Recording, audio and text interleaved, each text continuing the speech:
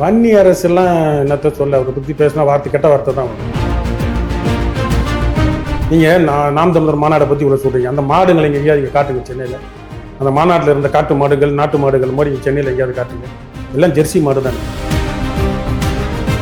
நீங்கள் கூட அது மேடையில் கூட கோனார்ன்னு சொல்லி பயன்படுத்தி இந்த மாதிரி கோனார் சொல்கிறது தப்பு இல்லை. நான் சொல்கிறேன், பறையர் ஆடு மாடு மேய்க்கலையா, பிள்ளைமாறு வெள்ளாளர் ஆடு மாடு மேய்க்கலையா, வன்னியர் ஆடு மாடு மேய்க்கலையா? அது என்ன ஜாதி ஆடு மாடு மேய்க்கிறது? ஆடு மாடு எல்லா சமூகமும் தான் மேய்ச்சிருக்கிறாங்க. ஊசு பையன் மாதிரி பைத்தியக்கார மாதிரி ஒன்றுத்துக்கும் ஜாதியை பிடிச்சிட்டு வந்துருக்காங்க. ஆனால் இது இந்த மாதிரியான கல்லுக்கான போராட்டமாக இருக்கட்டும், இல்லை இந்த ஆடு மாடு போராட்டங்களாக இருக்கட்டும், எதை மையப்படுத்தி தான் நீங்கள் செய்கிறீங்க? இதில் என்ன லாபம் இருக்க போகுது அப்படின்ற இயற்கை. நீங்கள் நல்லா பாருங்கள், கல்லுக்கான தடை வந்து தமிழ்நாட்டில் மட்டும். ஏன் ஆந்திராவில் இல்லை, புதுச்சேரியில் ஏன் இல்லை, கேரளாவில் ஏன் இல்லை? அப்போ அங்கே அது போதை இல்லை. கலைஞர் டிவியில் நாம் தமிழர்லேருந்து 3000 பேர் விலகி இத்தனை பேர் இணைந்தார்கள், இல்லை நாம் தமிழர்லேருந்து விலகி பாஜகவில் இணைந்தார்கள், அதிமுகவில் பாஜகவில் அவ்வளோவா இல்லை, அதிமுகவில் அதில் இணைஞ்சாங்கன்னு நிறைய செய்திகள் வரும். எங்கேயாவது விஜய் கட்சியில் நாம் தமிழர்லேருந்து முக்கியமான பொறுப்பாளரோ இல்லை கடைநிலை பொறுப்பாளரோ விலகி சேர்ந்தாங்க செய்தி.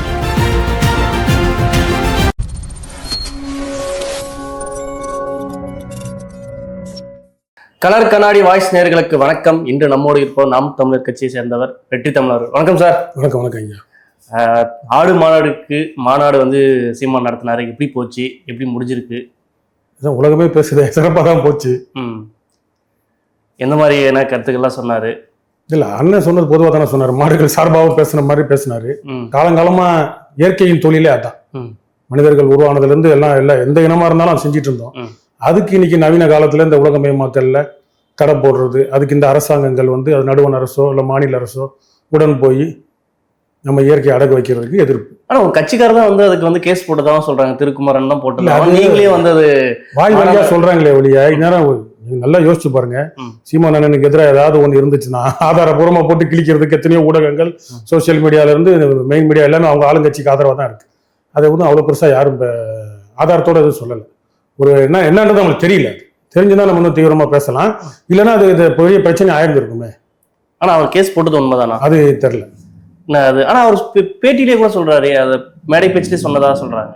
அது முதல்ல நல்லா புரிஞ்சுக்கணும். அவர் நாம் தமிழர் கட்சியில இப்பதான் வந்து இணைஞ்சாரு. அவர் வேற இயக்கமா இருந்து இப்போ நாம் தமிழர் தொடக்கத்தில் இருந்திருப்பாரு. போனவர் இப்பதான் வந்து வெளிப்படையா வந்து சீமானந்தன் மீது ஒரு போர் தொடுத்த மாதிரி ரொம்ப தீவிரமா திராவிட இயக்கங்கள்லாம் களமிறங்குறப்ப நாங்களும் நாம் தமிழரோட வந்து இணைஞ்சார். அவரோட பாஸ்ட் ரெக்கார்டு தெரியல. அப்படி இது நீங்க சொல்றது உண்மையா இருந்திருந்து ரொம்ப தீவிரமா இருந்திருந்தா நேரம் அண்ணன் மூஞ்சில கறி பூசணும்னு நீங்க என்னமோ பண்ணிருப்பாங்களே, அது இருந்திருக்க வாய்ப்பு இருக்காது. ஏன் இந்த சமயத்துல எடுக்கிறதுக்கான காரணம் என்ன? இந்த ஆடு மாடுக்கான மாநாடு எடுக்கிறது உலகமே நகைச்சு சிரிக்குது, சீமானை பார்த்து சிரிக்கிறாங்க அப்படின்ற மாதிரி கூத்தா இருக்கு. ஆடு மாநாடு கூட்டம் வந்து மாடி வச்சுட்டு மக்கள் எல்லாம் பின்னாடி நீங்க இப்ப இன்னைக்கு ஆடு மாடை பாக்குறதே அறியுது. எல்லாம் இருந்ததெல்லாம் நாட்டு மாடு காட்டு மாடு. சரி, பால் உற்பத்தியில தமிழகம் முன்னேறி மாநிலம் எங்க இருக்கு? அப்படியே ஆந்திரால இருந்து நம்ம டோட்டலா எல்லாமே ஆந்திரால இருந்து தானே வருது. கேரளால இருந்து பிற மாநிலங்கள் இருந்து தானே இயற்கையா இருக்கும். நீங்க ஒண்ணுமே பாருங்க, தமிழ்நாட்டுல எங்க எல்லா முக்கிய நகரங்கள் எல்லாமே கோடை வெயில் தான். நம்மளுக்கு குளிர் இல்ல காடு எல்லாம் காடையும் அழிச்சிட்டீங்களே. நீங்க வீரப்ப மாதிரி இன்னொருத்தவங்க உலகம் முழுக்க இந்த நிலைமைகள் இருக்குல்ல.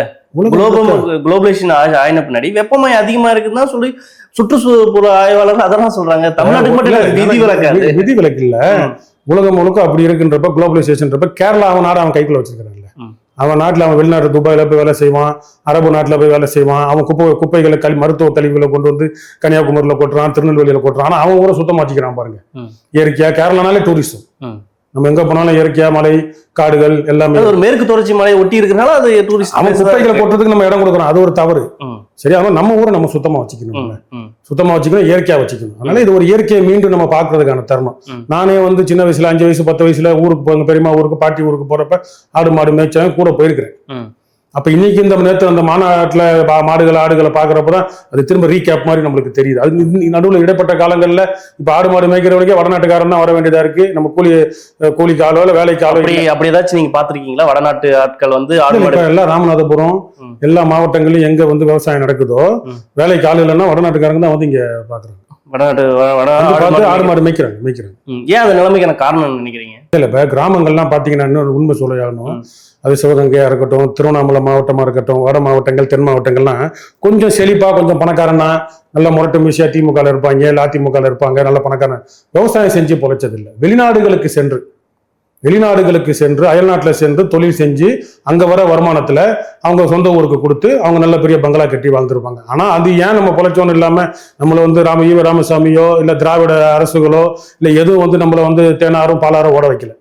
அப்ப நம்ம சொந்த உழைப்புல இங்க ஒரு கொத்தடிமையா இருந்து இல்லைன்னா இங்க இருக்கிற சொத்துக்கள் எல்லாம் வித்து அடமானம் வச்சு வெளிநாட்டுல போய் பிழைச்சு வந்ததுக்கான இதான். இப்போ தமிழ்நாடு வளர்ந்ததுக்கு வெளிநாட்டுல போய் பொழைச்சது தான் காரணம். வேற சிவகங்கை மாவட்டம், ராமநாதபுரம் மாவட்டம், இந்த கிராமப்புற மாவட்டங்கள்லாம் இருக்குல்ல, இதுல பணக்காரங்க இருக்கவங்க எப்படி இங்க தொழில் ஒரு 1 2 3 டிஸ்ட்ரிக்ட் வச்சுட்டு ஒட்டுமொத்த தமிழ்நாடோட வளர்ச்சி எல்லா டிஸ்ட்ரிக்ட்டும் சொல்ல முடியுமா? வேற டிஸ்ட்ரிக்ட் கூட எடுத்துக்கங்களேன். பணக்காரங்க கிராமப்புறங்கள்ல ஜமீன்தாரால பணக்காரங்களா நாட்டாமையா பஞ்சாயத்து தலைவரா இருக்கிறாங்களே, வீடுகள் நல்லா இருக்கும், 7 8 மாடி 4 மாடி நல்ல செல்வாக்கா இருப்பாங்க. அவங்க எல்லாம் இங்க உழைச்சி நம்ம ஊர்ல விவசாயம் இப்ப பண்ணுவாங்க, இப்ப நல்லா வாங்கியிருப்பாங்க, நல்லா பண்ணிருப்பாங்க. வெளிநாடுகளுக்கு அவங்க சொந்த உறவுகள் இங்க இருந்து போய் அங்க ஒட்டகம் வைக்காம அங்க ரொம்ப கஷ்டப்பட்டு எதுவும் உழைக்காம எல்லாம் வரல. அதனால எல்லாம் இங்க இருந்து போய் அவுட் சோர்ஸ் ஆகி அங்க இருந்து திரும்ப நம்ம சொந்த மண்ணுக்கு ஏதாவது செய்யணும்னு செஞ்சதுல வளர்ந்ததான் நல்லா உத்து பாத்தீங்கன்னா தெரியும். அப்ப அவங்கதான் இந்த வட இந்தியர்களை பயன்படுத்தி ஆடு மாடு மேய்க்கிறது பயன்படுத்துறான்னு சொல்ல வரீங்களா? எப்படி ஆள் இல்ல. இது ஒரு பக்கம் பணக்காரனா இருக்கு, இன்னொரு பக்கம் வறுமையில எல்லாம் நகரமயமாக்கல். சென்னையை மட்டும்தான் நம்ம நகரமா வச்சிருக்கிறோம். மருத்துவமனையா இல்ல வேற ஏதாவது தேவைகளா எதா இருந்தாலும் மக்கள் இங்கதான் வரணும். அப்ப இங்க வரப்ப நம்ம இங்கேயே குடியிருக்கணும். அப்ப வாடகைக்கு இருக்கணும். சொந்த ஊருக்கு என்னைக்காவது போனா போதும், வருஷத்துக்கு ஒரு தடவை போனா போதும். இன்னைக்கு சென்னை விரிவடைஞ்சு கிளாம்பாக்கம் செங்கல்பட்டு இந்த பக்கம் காஞ்சிபுரம் வரைக்கும் அப்படி சுத்தி அடிக்குது, வீங்கி வீங்கி வீங்கி. அப்ப என்ன ஆகுது, அங்க ஆட்கள் கிடைக்க மாட்டேங்குது. அப்ப என்ன பண்றோம், பிற இனத்தார் இல்ல பிற மாநிலத்தார் வரப்ப அவங்க கூலி அவங்க நாட்டுல அவங்க ஊர்ல கஷ்டப்பட்டுட்டு அங்க சோத்துக்கு வழி இல்லாம இங்க வரப்ப அவங்களுக்கு இடம் கிடைக்கும். மேய்ச்சல் நிலைமை இல்ல தமிழ்நாட்டுல அப்படின்ற மாதிரி ஒரு பேச்சு சொன்னாரு. அது மேய்ச்சல் குறைவாயிருக்கு. இப்ப இருக்கிற அந்த கார்பரேட் வேர்ல்டுல எல்லா நிலங்களையும் ரியல் எஸ்டேட் அது எதுன்னு போறதுனால பிரேசில் இருக்கு, ஆஸ்திரேலியா இருக்கு அப்படின்னு சொல்லி இங்க குறைவா இருக்கு. மக்கள் தொகை பெருக்கமா இருக்கும்போது அப்படி இருக்கிறதுல மக்கள் தொகை எல்லாம் கணக்காட்டணும்னு வச்சுக்கோங்களேன். அத்வானியா யாரோ ஒரு தடவை வளர்ச்சிக்கு காரணம் சொல்றப்ப மக்கள் தொகை தான் காரணம்னா சொல்லியிருக்கிறாரு. துப்பாக்கி எடுத்து அவரே சுட்டுல ஒரு கவுண்ட் குறைஞ்சிருமே. மக்கள் தொகை இயற்கையின் படைப்புல மக்கள் தொகை கால்நடைகளின் தொகை கணக்கே இல்லை. இங்க இருக்கிறவங்க கிட்ட அதிகமா இருக்கிறது, இல்லாதவங்க கிட்ட இல்லாம போய் சுரண்டி இழுக்கிறது தான் பிரச்சனை. அதனால மக்கள் தொகை என்னைக்குமே அது இயற்கையோட படைப்பு. ஒருத்தன் இப்ப 20 குழந்தைகளை பெற்றுக்கிட்டாலும் அந்த காலத்துல இன்னைக்கு இப்ப பெற்றுக்க முடியாம இருந்தாலும் மிருகங்கள் எத்தனையோ இனத்தை பெருக்கினாலும் அது மண்ணு பார்த்து. ஆனா இது இந்த மாதிரியான கல்லுக்கான போராட்டமா இருக்கட்டும் இல்ல இந்த ஆடு மாடு போராட்டங்களா இருக்கட்டும், எதை மையப்படுத்தி தான் நீங்க செய்றீங்க? இதுல என்ன லாபம் இருக்க போகுது அப்படின்ற இயற்கை. நீங்க நல்லா பாருங்க, கல்லுக்கான தடை தமிழ்நாட்டுல மட்டும் ஏன், ஆந்திரால இல்ல, புதுச்சேரியில ஏன் இல்ல, கேரளால ஏன் இல்ல, தென் மாநிலங்களே சொல்றேன். சோகால் இவங்க சொல்ற திராவிடம் இல்லாத திராவிட மாநிலங்கள்லயே ஏன் இல்லை? அப்ப அங்க அது போதை இல்லையா? அப்ப அது ஒரு விவசாயம், அதை சார்ந்த ஒரு இயற்கை உணவு, பல பை ப்ராடக்ட் எக்கச்சக்கமா இருக்கு. அப்ப அதை சார்ந்து ஒரு வணிகம் போது இல்ல, அதை இங்க ஊக்குவிக்கலாமா? அரசே எடுத்து செய்யலாம், இல்ல வேற விவசாயிகளுக்கு வாழ்வு தரலாம்.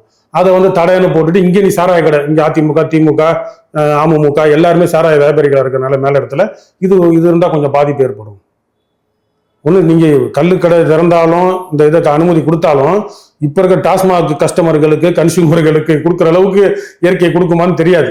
நீங்க சாராய கடையை கொஞ்சம் கொஞ்சமா மூடிட்டு இதை கொஞ்சம் கொஞ்சமா அதிகமா திறந்தா கூட நல்லா இருக்கும். இல்ல படிச்சு ஒரு பசங்க படிச்சு முன்னேறி ஐடி வேலைக்கு போவானா, இல்ல கல்லு இது வர்றதுக்கே வருவாங்க? படிச்சு முன்னேறி சாராயத்தை குடிச்சிட்டு இல்ல கஞ்சா அடிச்சுட்டு எல்லாரும் பெர்சன்டேஜ் அதிகங்க.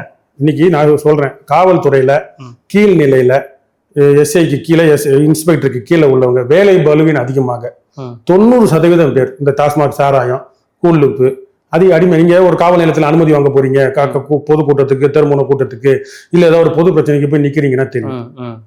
அதை கண்டிச்சு அதை ஆர்ப்பாட்டம் ஏங்க இந்த கூழ்லுப்பு இந்த இன்னொன்னு சொல்லவா, கல்லுக்கு இவ்வளவு குதிக்கிறீங்களே, மற்ற மாநிலத்துல யாருக்கும் அதை பத்தி சொல்ல தெரியல. இந்த கூழ்லுப்பு இந்த ஆரம்ப கட்ட போதைகளை ஒருத்த பள்ளிக்கூடத்துல சின்ன வயசுல முதல்ல பீடி பிடிப்பான், சிகரெட்டு இல்ல வேற ஏதாவது புகையிலை இப்படிதான் வரும். இதுக்கு ஒரு வருஷம் மட்டும் தடை போடுது திமுக. தடை போட்டுட்டு என்ன பண்ணுதுன்னா, அந்த மே மாசத்துக்கு ஒரு 2 மாசம் இடைவேளை விடுது.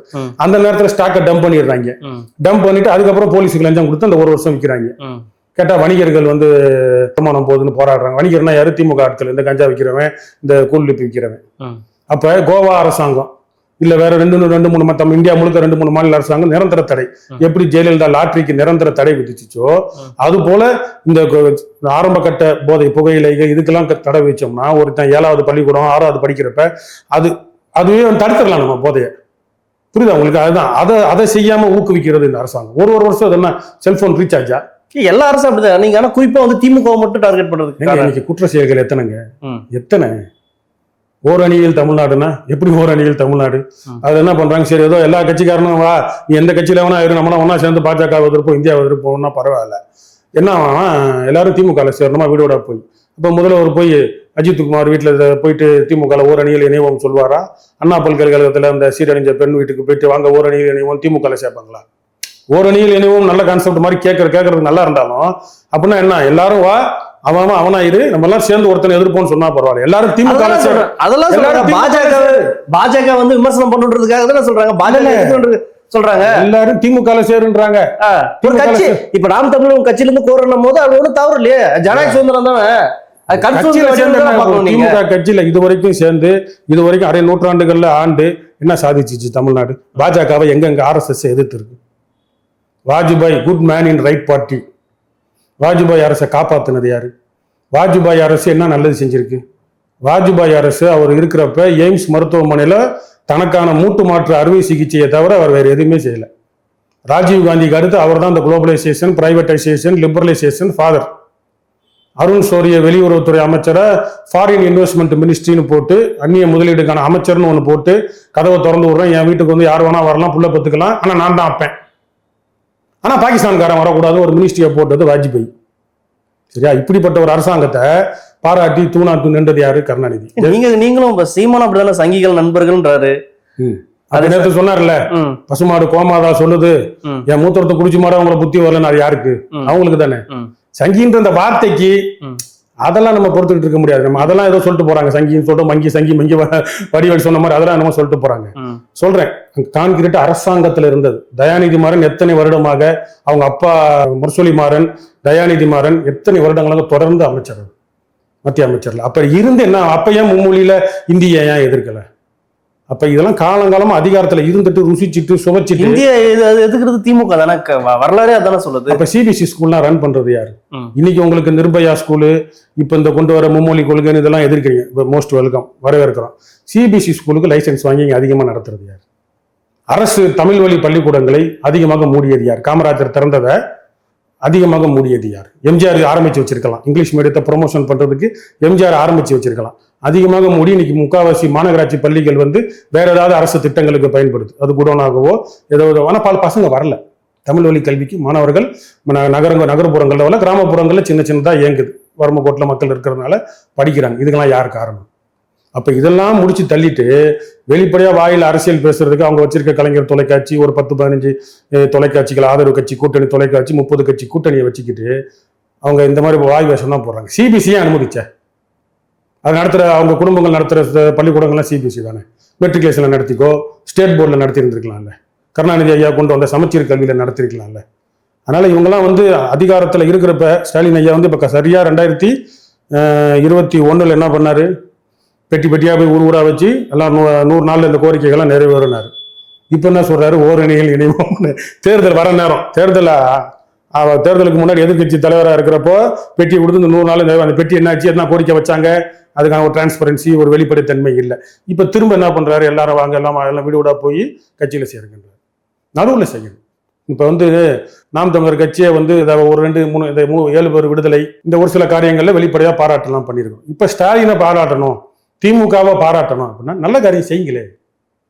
கான்கிரீட்டா என்ன செஞ்சிருக்காங்கன்னு ஏதாவது சொல்லுங்களேன். அவங்க சொல்றதெல்லாம் பாத்தீங்கன்னா வீட்டுக்கு 1000 ரூபாய் கொடுத்துருக்காங்க, பஸ் வந்து ஃப்ரீயா கொடுத்துருக்காங்க. ஆந்திரால மாற்றுத்திறனாளிகளுக்கு மாத நிவாரண தொகை, முதியோர்களுக்கு எவ்வளவு மாத நிவாரண தொகைன்னு தெரியுமா? அவர்களோட தகுதிக்கு ஏற்றாறு போல், மாற்றுத்திறனாளினா கை இல்லை, கால் இல்லை, விரல் இல்லை, அந்த சதவீதத்துக்கு ஏற்றாறு போல் 6000 - 15,000 வரைக்கும் தராங்க ஆந்திரால. முதியோர்களுக்கு 3500 ரூபாவோ 4000 ரூபாவோ தராங்க, 3000 ரூபாய்க்கு மேல. நீங்க வண்டி கூட கொடுக்குறாங்களா? இல்ல சொல்லிடுறேன், மாசம் 3000 4000 ஒரு முதியோருக்கு போகுது அப்படின்னா எந்த ஒரு ஆளுங்களும் பொருட்கள் இல்லைன்னு நினைக்காம, ஏதோ ஒரு வகையில் காசு வருது, வருமானம் வருது, அவங்க ஒரு வாழ தகுதி இருக்கு, தனியா கூட அவங்க வாடகைக்கோ இல்லை சின்ன இடத்துல வாழலாம். இப்ப மாற்றுத்திறனாளிகள்லாம் பாத்தீங்கன்னா மனநோயாளிகள், பிறவிலேயே மனநலம் குன்றி பிறந்த குழந்தைகளுக்கெல்லாம் என்ன பண்றதுன்னே தெரியாது, குடும்பம் பாதிக்கப்பட்டு சிந்தலையா போய் நிற்கும். 15,000 வருதுன்னா எப்படிங்க அந்த குழந்தையை காப்பாத்திடலாங்க? அப்ப ஒரு ஆக்கப்பூர்வமான திட்டங்கள் ஆந்திராவில் இருக்க அரசாங்கம் கொண்டு வருது இல்ல. நீ வெறும் 1000 ரூபாய் இங்க சாராய கடையை திறந்துட்டு கஞ்சா, போதை, அது இது, போலீஸ், லஞ்சம், ஊழல், சர்டிபிகேட். இப்ப அன்னைக்கு கூட ஒரு ஆளை பார்த்தேன், அவருக்கு தற்காலிகமாக நடுவில் சுகர் வந்து கால் எடுத்துட்டாங்க. அவருக்கு வந்து மாற்றுத்திறனாளி சர்டிஃபிகேட் வாங்குறதுக்காக போறாரு. 5000 ரூபா லஞ்சம் கொடுத்தா கிடைக்குனாரு. லஞ்சம்னா கொடி நாள்னு சொல்லிட்டு லஞ்சம் வாங்குறாங்க. எனக்கு அப்பதான் சட்டுன்னு ஞாபகம் வந்துச்சு. 15 வருஷத்துக்கு முன்னாடி ஓபிசி கிரீமி லேயர்னு ஒரு சர்டிஃபிகேட், கிரீமி லேயர்னு டிஆர் பாலு இவங்கலாம் அந்த காங்கிரஸ் கூட்டணியில் இருந்தாங்களே திமுக எல்லாம், அப்போ ஓபிசி கிரீமி லேயர்னு ஏதோ கொண்டு வந்தாங்க. அப்போ சர்டிஃபிகேட் சென்ட்ரல் கவர்மெண்ட் சர்டிஃபிகேட் வாங்கணும்னு சொல்லிட்டு யூஜிசி எக்ஸாம் எழுதுறதுக்காக பெரம்பூர் தாசில்தார் ஆஃபீஸ் வட்டாட்சியர் அலுவலகம் போயிருந்தேன். அப்போ லஞ்சம் வாங்குறவன் எனக்கு என்னடா கொடி நாள் காசு கொடுங்க, எப்படி இன்னும் அந்த இது அப்போ இருந்தது எனக்கு சப்கான்சியஸ்ல இருந்தது. இன்னைக்கு ஒரு அம்மா சொன்னோன்னா அவங்க வீட்டுக்காரர் இந்த மாதிரி லஞ்சம் வாங்குறாங்க, கொடி நாளுக்கு 5000 ரூபா கொடுக்கணும், கொடுத்தா மாற்றுத்திறனாளிகள் பென்ஷன் வந்துடும். இது வந்து திமுக அரசு நல்ல அதிகாரிகள் எந்த ஆட்சிக்கு வந்தாலும் அப்படிதான் இருப்பாங்க. எப்படி திருடுறாங்க பாருங்க கொடி நாள். அப்போ இந்த நாட்டு மேலே எனக்கு கோவம் வருமா, எனக்கு அப்பயும் வந்துச்சு. நான் நாட்டு மேலே விருப்பப்பட்டு என் நாட்டுக்கு ராணுவத்துக்கு நான் கொடுக்கணும் காசு, அது 1 ரூபா தான் வாங்குவாங்க. ஆனால் அந்த கொடி நாள்னு ஒரு ரசீது வச்சு என்கிட்ட கொடுத்தாங்க. எப்போ 10-15 வருஷத்துக்கு முன்னாடி பெரம்பூர் தாசில்தார் ஆஃபீஸில். இன்னும் அந்த திருட்டு ஊழல் இருக்குல்ல. ஜெயலலிதாவுக்கும் திமுக ஆட்சிக்கு என்ன வேறுபாடுனா, ஜெயலலிதா கடைசி 2-3 வருடங்கள் வந்து இந்த இரும்பு கரம், ஸ்டாலின் சொன்னார், இவர் இரும்பு கரம்னு சொல்றாரு, வேலைக்கு ஆகல. இல்லைன்னா இவ்வளவு சம்பவங்கள் நடக்காது ஐயா. இவ்வளவு சம்பவங்கள் எந்த ஒரு பிரச்சனை 1-2 சம்பவங்கள் வச்சு நீங்க 1-2 சம்பவம் அரசியல் செய்றீங்கன்ற 1-2 சம்பவம் தான் வெளியே உண்மைகள் தெரிய வரனால இவங்களால தவிர்க்க முடியாம சாரின்னு கேட்டார் முதல்வர். எத்தனை சம்பவங்கள் நடக்குது இதெல்லாம் உங்களுக்கு இப்பதான் தெரியுமா? இது உலகம் முழுக்க நடக்கிறது. காவல்துறை, ராணுவம், சிங்கள ராணுவம் வந்து பெண்களை நடுக்கடல்ல கப்பலில் கொண்டு போயிட்டு நிர்வாணமாக்கி அடிக்கிறது, பெண் உறுப்புல கையை விட்டு கருவுல இருக்க குழந்தையை கொண்டது, இந்த அதிகாரத்தில் இருக்க அந்த துப்பாக்கி அதிகாரம், ராணுவம், போலீஸ் எல்லாமே அப்படித்தான் இருக்கும். அரசு நடத்தும்ல, அவங்க தலைவன் எப்படியோ அது போலதான் இருப்பாங்க. ஒரு சம்பவம் நடந்து ஏதாவது ஒரு நெருக்கடி, பெண்களுக்கு எதிராக நடந்தா நடவடிக்கை, தூக்கி எரிஞ்சிருவாங்க அப்படின்னு ஒரு பயம் வரும். இங்கே அந்த பயம் இல்லை. ஸ்டாலினுக்கு கெட்ட இருக்கிற மாதிரி தெரியல. அவர் பாட்டுக்கு வராரு போறாரு, விளம்பரம் பண்ணிக்கிறாரு. நல்லது செஞ்சா அவர் நல்லதுதான் நினைப்பாரு. ஆனால் அவருக்கு வந்து அந்த இரும்பு காரம் எப்படி கைக்குள்ள வச்சுக்கிறதுன்றது தெரியல. இப்போ இந்த மாதிரி கல்லுக்கு இது ஆர்ப்பாட்டம் பண்ணதா இருக்கட்டும், இல்ல ஆடு மாடுமான விஷயங்களை செஞ்சதா இருக்கட்டும், இது என்ன சொல்றாங்கன்னா ஒரு சமூகத்தை வந்து முன்னோக்கி செலுத்த வேண்டிய இதுல இவர் பின்னோக்கி இழுத்து செல்றாரு. அறிவியல் ரீதியா பார்க்கணும்ல, ஒரு தலைவர் வந்து மக்கள் இப்படி பின்னுக்கு இழுக்கிறாருன்ற மாதிரி குற்றச்சாட்டுல இருப்பாரு. எப்படி பின்னுக்கு இழுக்கிறாங்க? பால் சாப்பிடுறது இல்லையா? எது பின்னுக்கு? சமூகத்தில் பின்னோக்கி இருக்கிறாங்கன்னா ஐடியில் வேலை செஞ்சு எத்தனை பேருக்கு இன்னைக்கு என்ன நோய்கள் இருக்குது? எல்லாம் நைட் ஷிஃப்ட். நம்மளோட இயற்கைக்கு எதிராக நைட் ஷிஃப்ட்னு தொடக்கத்தில் அப்படி தானே வந்தது எல்லாமே. ஐடி ஃபீல்டு வேணான்லாம் நான் சொல்லலை, நம்ம வளர்ச்சி எதுவுமே வேணான்னு சொல்லலை. இயற்கை சார்ந்த வளர்ச்சியும் வரணும்ல. நீங்கள் நாம் தமிழர் மாநாடை பற்றி இவ்வளோ சொல்கிறீங்க, அந்த மாடுங்களை இங்கே எங்கேயாவது காட்டுங்க சென்னையில். அந்த மாநாட்டில் இருந்த காட்டு மாடுகள், நாட்டு மாடுகள் மாதிரி இங்கே சென்னையில் எங்கேயாவது காட்டுங்க. எல்லாம் ஜெர்சி மாடு தானே, எல்லாம் அந்த சீமை மாடுன்னு சொல்கிற மாதிரி கலப்பினங்கள் தானே அதிகமாக இருக்குது. அப்போ அந்த மாடுகள்லாம் எங்கே போச்சு?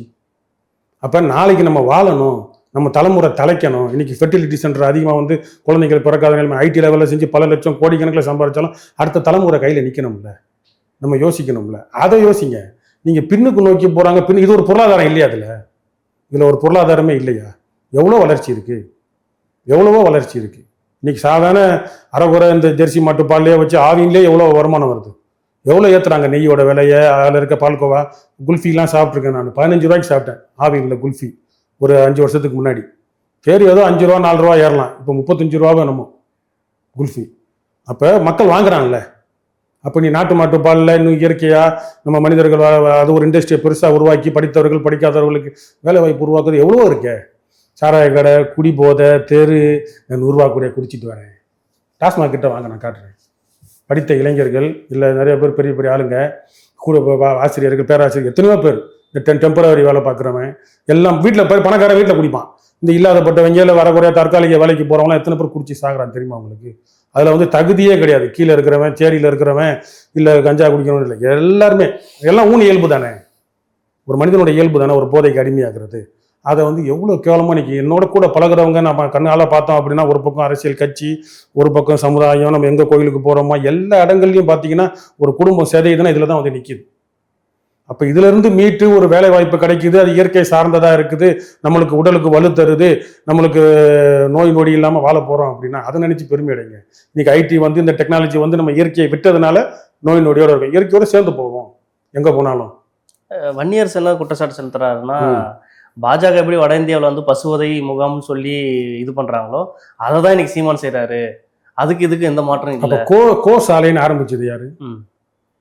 கோ சாலைன்னு ஆரம்பிச்சு ஆர்எஸ்எஸ் ஏஜென்டாவே செயல்படுறாங்க. கோ சாலைன்னு ஆரம்பிச்சது யாரு? கோ சாலை திமுக. அது யாரோட அஜெண்டா? வன்னி அரசு எல்லாம் என்னத்த சொல்ல, அவரை பத்தி பேசினா வார்த்தை கெட்ட வார்த்தை தான் வரும். இது ஜாதி அரசியல்னாரு. சரி, பனை மரம் ஏறினது ஒரு ஜாதி, ஆடு மாடு மேய்க்கிறது ஒரு ஜாதி.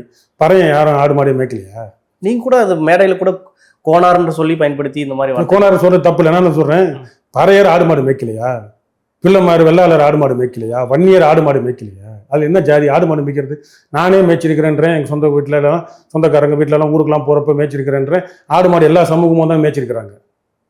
லூசு பையன் மாதிரி பைத்தியக்கார மாதிரி ஒன்றுத்துக்கு ஜாதியை பிடிச்சி இழுத்துட்டு வந்துட்டு இருக்கான் அந்த ஆளு. சும்மா வீம்புக்குன்னு பேசணும் அப்படின்னு. திருமாவளவன் என்ன சொல்றாரு, நானே வந்தாலும் கஸ்டோடியல் டெத்து நடக்க தான் செய்யும் அப்படின்னா எதுக்கு வரணும், எதுக்கு வாழணும், எதுக்கு இங்கே வாழணும்? நீங்க ஒரு தன்னம்பிக்கையோட ஒரு இளைஞனா இருக்கீங்க, நீங்க ஒரு யூடியூப்ல இங்க உட்காந்து ஒரு நெறியாளராக உட்காந்து இருக்கிறீங்க. உங்க மனசுல நீங்க வந்தாலே ஒரு மாற்றம் வராது. இன்னைக்கு நான் வேற வழியே இல்லாம இந்த 5 ரூபாய்க்கு டீ வாங்கி குடிச்சிட்டு இருக்கேன், நாளைக்கு நான் நல்லா உழைச்சி சம்பாரிச்சேன் அப்படின்னா நானே வீட்டை டிஃபன் வச்சு இல்லை சமைக்க தெரிஞ்சு சாப்பிடுவேன்னு சொல்றது பெருமையா? நல்ல காசு வந்தாலும் நல்லா உழைச்சாலும் எனக்கு இந்த 2 ரூபா பீடி தான் பிடிக்கும். எவ்வளவு தன்னம்பிக்கை இல்லாத வார்த்தை ஒரு தலைவன் கிட்ட இருந்து. அதெல்லாம் இப்ப என்ன சொல்ற நீ? நானே வந்தாலும் லாக்அப் டெத் நடக்க தான் செய்யணும், இன்னும் மண்ணாங்கட்டிக்கு நீ வரணும், எதுக்கு நீ வாழணும்? கேட்கறது புரியுதா உங்களுக்கு? அவர் கட்சி, அவர் கடந்த அவர் அண்ணன் தம்பி அதெல்லாம் அப்புறம் இருக்கட்டும். இந்த வார்த்தைகள் வந்து திமுகவுக்கு முட்டு கொடுக்குறது. இந்த முட்டுக்கு குட்டி முட்டு இது. இந்த குட்டி முட்டு என்ன பேசுனா எங்களுக்கு என்ன? ஆடு மாடு பறைய மேய்க்கலையா? அது என்ன குலத்தொழில? அது எல்லா சமூகமும் தான். தமிழன்னு இல்லை, ஆந்திராவில் மேய்க்கிறவங்களாம் பனைமரம் தமிழ்நாட்டில் அதிகமாக இருக்கு. பிற மாநிலங்களில் அவனுக்கு கல் இறக்கல அங்கெல்லாம் இல்லை. பனைமரம் நாடார் மட்டும் தான் பண்ணிட்டு இருக்கிறாங்களா? பைத்தியக்காரன், அவனை கொடுங்க. வேற ஏதாவது கெட்ட வார்த்தை வந்துடும் அவரை பற்றிலாம் பேசணும்னா.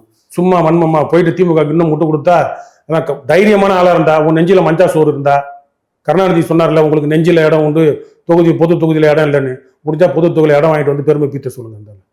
இது மக்கள் மத்தியில் எடுபடும் நினைக்கிறீங்களா? எது இந்த ஆடு மாடு மாடாடு எடுபடுது படல? சீமான் என்ன தெளிவா சொல்லிட்டாரு, நம்ம எலெக்ஷன்ல எடுபடாது, ஓட் பர்சன்டேஜ் வருது. விஜய் வந்துட்டாருன்ற இதுல இந்த மாதிரியான ஊடக ட்ரெண்டிங்காக செய்யறாரு அப்படின்ற மாதிரி எல்லாம் சொல்றாங்க. நான் என்ன கேட்கறேன், இப்ப திமுக பத்தி பேசுறீங்க. திமுகவுக்கு ஒரு வரலாறு உண்டு, அது திருட்டு வரலாறா மாறிடுச்சு, என்னமோ இருக்கு, துரோக வரலாறா. விஜய்க்கு என்னங்க இருக்கு? விஜய் வந்து அவர் அரசியல் கட்சி ஆரம்பிக்க கூடாது, அவருக்கு உரிமை இல்லைன்னு சொல்லுறேன். அவர் எங்கேயாவது ஸ்டெடியா நின்று திமுக ஸ்டாலினுக்கு கருணாநிதியோட முடிஞ்சிச்சு. ஸ்டாலினுக்கே வந்து ஒரு பத்திரிகையாளர் மோடிக்கு எப்படி நடத்த தெரியாதோ இவர் எழுதி கொடுத்ததை மட்டும் வாசிக்கிறாரு. விஜய் அது கூட என்னதை வாசிச்சிருக்கிறாரா? ஒரு பத்திரிகையாளர் சந்திப்புல கேள்வி கேட்டு சீமான் இவ்வளவு பேசுறாரு. பூண்டு பூச்சி நரம்பு மாடு பன்னி திராவிட பன்னி எல்லார பத்தியும் பேசுறாரு.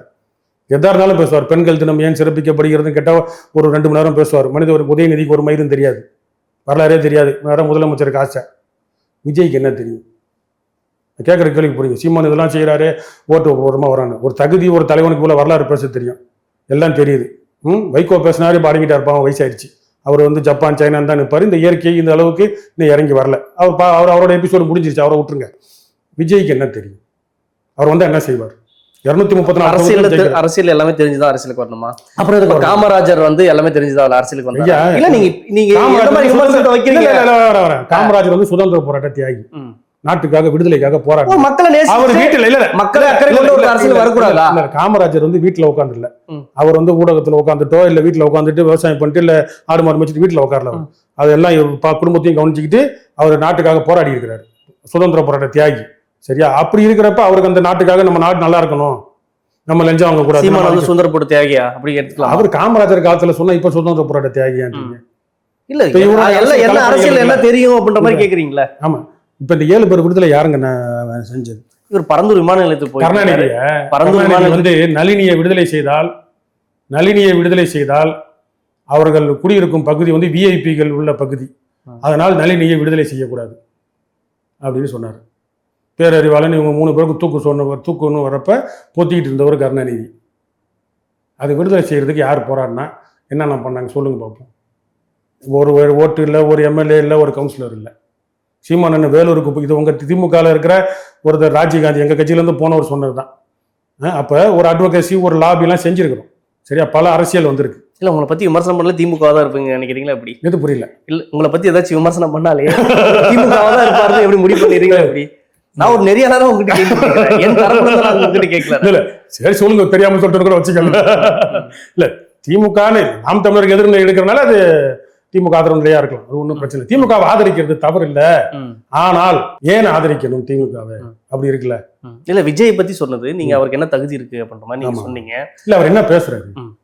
இப்போ ஒரு கருத்தியல் உள்ள ஆளு, இப்போ நீங்கள் திருமாவளவன் கிட்ட இல்லை ராமதாஸ் ஐயா கிட்ட இல்லை அன்புமணி ஆளுக்கிட்ட இல்லை வேற யாருக்கிட்டையாவது போய் கேட்டிங்கன்னா எனக்கு இடஒதுக்கீடு சாதிய வாரி கணக்கெடுப்பு பஞ்சமி நில மீட்பு அப்படின்னா பேசுவாங்க. நாங்கள் வந்து அது செய்வோம் இப்படி பண்ணுவோம். விஜய் பேசுவாங்க. அவருக்கு நிறைய பேர் எழுதி கொடுக்குறாங்க. ஒரு கண்ட டீம் இருக்குன்னு நினைக்கிறேன், தெரியல. வெளியே அவர் வராரு, அந்த சினிமா அந்த இன்ஃபுளுன்ஷியல் எல்லா கட்சிகளும் அதை வச்சிருக்காங்க. அதனால நீங்க என்ன சரி வரட்டும், விஜய் வரட்டும், நான் என்ன சொல்ல. அதனால நாம் தமிழர் அழியுதுன்னு நினைக்காதீங்க, திமுக தான் அதிகமா அழியுது. சரியா? இப்ப இவ்வளவு தூரம் பேசல. எல்லா அரசியல் விமர்சகர்களும் விஜய் வருகையால சீமான் கட்சி இருக்காது. கலைஞர் டிவில நாம் தமிழர்ல இருந்து 3000 பேர் விலகி இத்தனை பேர் இணைந்தார்கள், இல்ல நாம் தமிழர்ல இருந்து விலகி பாஜகவில் இணைந்தார்கள், அதிமுகவில் பாஜக அவ்வளவா இல்ல அதிமுகல அதுல இணைஞ்சாங்க, நிறைய செய்திகள் வருது. எங்கேயாவது விஜய் கட்சியில நாம் தமிழர்ல இருந்து முக்கியமான பொறுப்பாளரோ இல்ல கடைநிலை பொறுப்பாளரோ விலகி சேர்ந்தாங்கன்னு செய்தி வந்துச்சா? வரல. ஆனா நீங்க எல்லாரும் ஊடகங்கள் எல்லாம் வந்து முக்கிய பொறுப்புல இருந்து வெளியேறவங்க அப்படி போவாங்க. நிறைய ஒவ்வொரு ஆண்டும் உங்களுக்கு ஓட்டு சதவீதம் கூடுது இல்ல, அது எங்க இருந்து கூடுது? இளம் வாக்காளர்கள் மத்தியில இருந்தா ஒரு ஓட்டு சதவீதம் அதிகரிச்சதா புள்ளிவரம் சொல்றாங்க. ஆனா அந்த இளம் வாக்காளர்கள் விஜய் பக்கம் போறதான் சொல்லிட்டு இருக்காங்க. அது ரசிகர்கள் அப்போ நம்ம எங்க பின்னோக்கி போயிடுவோம்ன்றதுக்காக இந்த மாதிரியான ஆடுக்கு கல்லுக்கு விஜய்க்கு இல்ல. இப்ப ஒரு விவசாயிகள் போராட்டம், கல் இறக்கும் விவசாயிகள், ஆடு மாடுகள், இந்த போராட்டத்துக்கும் விஜய்க்காகவா இதை போய் விஜய்க்காகனா நாங்களும் வந்து சினிமாவில் ஒரு 2 படம் நடிப்போம்டா.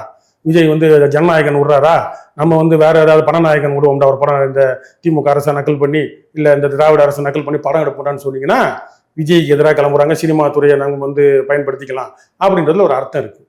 இது எவ்வளவு ஒரு இயற்கையா ஒரு ஞான சிந்தனையோட வந்து யோசிச்சு பல சினிமா துறைன்றது அரசியல் பயன்படுதா இல்லையா? பயன்படுது. இல்ல கருணாநிதி காலத்துல இருந்து ஜெயலலிதா, எம்ஜிஆர், சினிமா துறை வந்து கேவலம் இல்லைங்க. சினிமா துறை கேவலம், கருத்தியல்.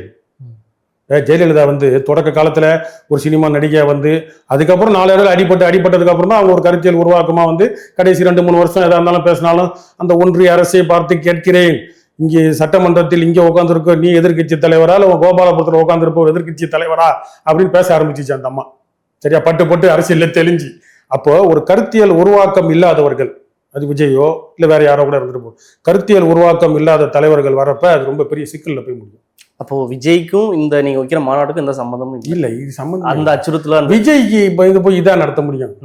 சினிமாவுக்கு வேணா போகலாம், நம்ம ஒரு படம் எடுப்போம், 2 படம் டைரக்ஷன் பண்ணுவோம், சிம்புவை கூப்பிடு இல்லை வேற எவனையாவது கூப்பிடு, விஜய்க்கு எதிராக நடப்போம், அப்படி வேணா பண்ணலாம். அது பண்ணா நீங்க சொல்ற கவுண்டர் சரியா இருக்கும். இதுக்கு என்னங்க, இது எவ்வளவு கஷ்டப்பட்டு எவ்வளவு ஒருங்கிணைப்பு பண்ணி எவ்வளவு வேலைகள் செஞ்சு எத்தனை மக்கள் அந்த என்னது ஆடு மாடு மேய்க்க போன பெரியவரை வந்து தள்ளி விட்டாங்க, அந்த காணொலி இருக்கு. அவரையே கூப்பிட்டு மாநாட்டு மேடையில் ஏற்றுறதுலாம் இது விஜய்க்கு பயந்தா? அதெல்லாம் ஒண்ணும் இல்லை. 2026 தேர்தல் என்னென்ன தயாரிப்புலாம் ஆயிருக்கு? சீமானோட கட்சி எந்த அளவுக்கு வலுவா இருக்கு? தமிழ்நாட்டு அரசியல்ல பாத்தீங்க அப்படின்னா இந்திய அரசியல் முழுக்க இந்த தேர்தல் ஆணையமே இந்த ஜனநாயகமே வந்து ஒரு கேள்விக்குறி. எல்லாம் ஓட்டு அரசியல் எல்லாமே வந்து காசு இல்லை இந்த பெட்டி, அது மோடியா இருக்கட்டும், காங்கிரஸா இருக்கட்டும், திமுகவா இருக்கட்டும், அதிமுகவா இருக்கட்டும், இந்த கேம்ல நாங்களும் அப்பப்போ விளையாண்டுட்டு இருக்கிறோம் ஒரு தொடர்ச்சியா. இப்ப 2026 வந்து கேம்னா நீங்களும் ஓட்டு காசு கொடுக்குறீங்களா அப்படி சொல்ல வரீங்களா? இல்ல, கேம்னா விளையாட்டு. இந்த விளையாட்டுல நாங்களும் களத்துல நிக்கிறோம். இப்ப 2026 வரைக்கும் வந்திருக்கோம். வாக்கு சதவீதம் ஏறிக்கிட்டு வருது. வெற்றி வரல அப்படின்னா இவங்க தெளிவா திட்டமிட்டு இப்ப என்ன பண்ணாங்கன்னா இந்த தேர்தல் களத்துல இருக்கிறதுனால சொல்ல வரேன். இப்போ வந்து முதல்ல அஞ்சல் ஓட்டு, தபால் ஓட்டு பார்த்தீங்க அப்படின்னா வெறும் அரசு ஊழியர்கள் மட்டும்தான் இருந்துச்சு, காவல்துறை அரசு பணியாளர்கள் மட்டும் தான் இருந்துச்சு. இப்போ அஞ்சல் ஓட்டு அதிகமாயிடுச்சு. முதியவர்களை வீடுலேயே போய் ஓட்டு வாங்கலாம், யார் யார் கேட்குறாங்களான்னு. அப்போ என்ன ஆகுது, அரசு அதிகாரிகளோட அத்துமீறல் கூட நடக்க வாய்ப்பு உண்டு. அவன் கண்ணு தெரியாத தாத்தாவாக இருப்பார், நடக்க முடியாத பாட்டியாக இருப்பாங்க, அவங்க சொல்ல இல்லை வீட்டில் யாராவது இருந்தாங்கன்னா அவங்க தெரிஞ்சவங்க உதவலாம். நீ வந்து விவசாயிக்கு குத்து போனால் அவன் சூரியனுக்கு குத்துனான்னு என்னத்துக்காகும்? அதனால இன்னைக்கு வந்து இந்த தேர்தல் ஆணையம்ன்றது வந்து ஒரு பல் இல்லாத அந்த காலத்துல சொல்லுவாங்க, எதுவுமே இல்லாததா இருக்கு. அதனால அதுலயும் நாங்க பூந்து விளையாடுறோம். மக்கள் தான் முடிவெடுக்கணும். சதவீதம் ஏறுதா, வெற்றி வாய்ப்புகள் அதிகமாகன்றதை பார்க்கணும். பல்வேறு அரசியல் சார்ந்த தகவலை பகிர்ந்துக்கிட்டீங்க. மற்றொரு நேரத்தில் சந்திப்பு. நன்றி, வணக்கம். நன்றி.